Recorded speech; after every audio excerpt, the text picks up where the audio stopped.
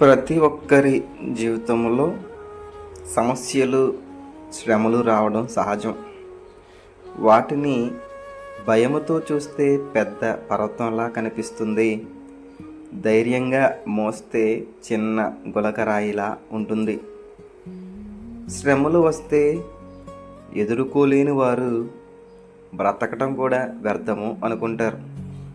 ఎప్పుడైనా ఆరిపే దీపమే కదా అని వెలుగు రాకుండా దీపం ఆరిపితే చీకటి ఎదురవుతుంది కదండి. అలానే సమస్యలు ఎదుర్కోలేక జీవితాన్ని ఆపేవారికి కూడా చీకటి ఎదురవుతుంది.